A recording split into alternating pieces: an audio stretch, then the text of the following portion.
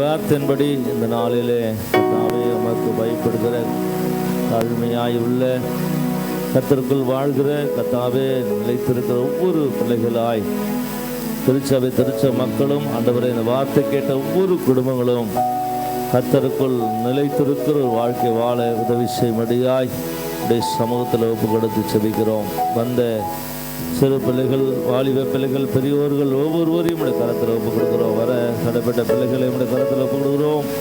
அவர்களும் அவர்கள் நாட்கள் நம்முடைய சமூகத்தில் வந்து உடைய ஆசீர்வாதத்தை சுதந்திரத்து கொள்ள கர்த்தர் எனக்கு பாராட்டும்.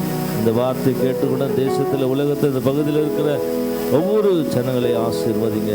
இந்த பகுதியில் இருக்கிற ஒவ்வொரு ஜனங்களை, குடும்பங்களை நீர் ஆசீர்வதித்து பெருக பண்ண முடியாது செபிக்கிறோம். இந்த நாளில் நம்முடைய வார்த்தை கேட்ட பிள்ளைகள் உண்மையிலேயே நிலைத்திருந்து வாழ உதவி செய்ய முடியாது செபிக்கிறோம். ஐயா, கொடுத்த வார்த்தை கொடுத்த நம்முடைய மகளையும் குடும்பத்தையும் நம்முடைய வாழ்க்கை எல்லாவற்றையும் ஆசீர்வதியும் தொடர்ந்து நீங்கள் பொறுப்பெடுத்து நடத்தும்.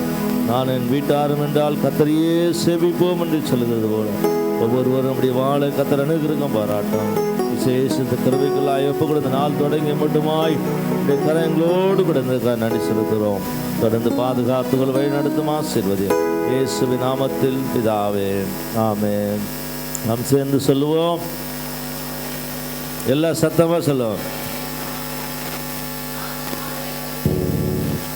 சகலர் மராதே.